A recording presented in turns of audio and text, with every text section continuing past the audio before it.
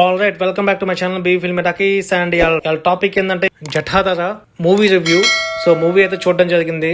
ఏం చెప్పాలి అయ్యా, చూడడానికి నాకైతే సీజల్ టైప్ లో ఉన్నట్టు అనిపించింది. నాకు అలానే అనిపించింది. సీజల్ చూస్తున్నానా మూవీ చూస్తున్నానా అనిపించింది నాకైతే. ఆ ఎడిటింగ్ ఎవరు చేశారు, గ్రాఫిక్స్ అయితే నాకు అంతగా అస్సలు నచ్చలేదు. అసలు ఎందుకు ఈ మూవీకి పోయానా అనిపించింది నాకైతే.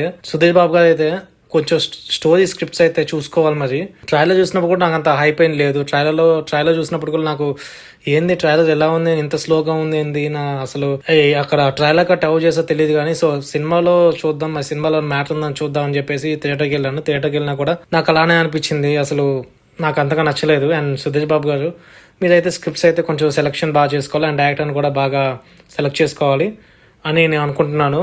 స్టార్టింగ్ నుంచి ఎండింగ్ దాకా అది ఏం జరుగుతుందిరా, ఎటు పోతుందిరా సినిమా అని నాకు అనిపించింది. లాస్ట్లో మహాశివుని చూపిస్తారు. యాక్చువల్లీ ఇప్పుడు ప్రెసెంట్ ట్రెండ్ ఏం నడుస్తుందంటే ఏదన్నా కొంచెం డివైన్ ఎమోషనల్ కంటెంట్ నేను చేద్దాం అన్నప్పుడు ఒక దేవుడిని చూపించాలా, ఏ తీసుకొని ఏ జనరేట్ చేసుకొని చూపించాలంటగా చూపిస్తున్నా తప్ప ఆ స్టోరీకి అసలు ఆ కథకి ముందు స్టిక్ అవ్వాలి. అసలు సెట్ అయిద్దా లేదా అనేది ఏదో ఒక మామూలుగా దేవుణ్ణి చూపించేస్తే సినిమా హిట్ కొట్టచ్చు అన్నట్టుగా చేస్తున్నారు. ఈ సినిమా అయితే అలానే ఉంది.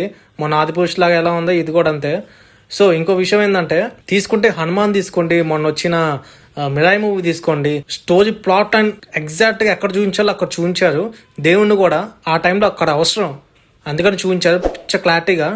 చాలా ఏళ్ళగా హిట్ కోసం సుధీర్ బాబు అయితే ఈగర్గా వెయిట్ చేస్తున్నారు. సుధీర్ గారు కూడా ఫ్రాంక్ గా చెప్పాలంటే సుధీర్ బాబు కూడా కొన్ని చూసుకోకుండా మొత్తం డైరెక్టర్ మీద వేసేసి కొత్త డైరెక్టర్ అనేది వేసేసి నమ్మకంతో చేస్తున్నారు, గుడ్డిగా నమ్మేస్తున్నారు ఆయన. సో స్క్రిప్ట్ సెలక్షన్ అయితే ఆయన స్వయంగా చేసుకోవట్లేదని నాకు అనిపిస్తుంది. ఆ సినిమా మొత్తం అవుట్పుట్ వచ్చినప్పుడు కూడా ఒకసారి చూసుకోవాల్సింది. ఏంది ఇలా వచ్చిందని మరి డైరెక్టర్ని అడగాల్సింది. మరి అడిగాదో లేదో మరి తెలియదు.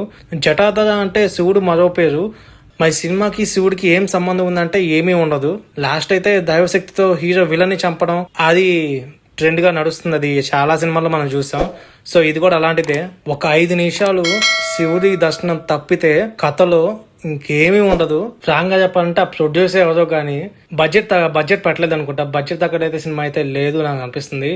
సీరియల్ స్థాయి అవుట్పుట్ అయితే కనిపిస్తుంది. పైగా దీంట్లో సోనాక్షి సింహ అండ్ బాలీవుడ్ లో ది బిగ్గెస్ట్ స్టార్. సో ఆమెడు వచ్చి తెలుగులో యాక్ట్ చేశారు. సో అయినా సరే ఫలితం అయితే లేదు.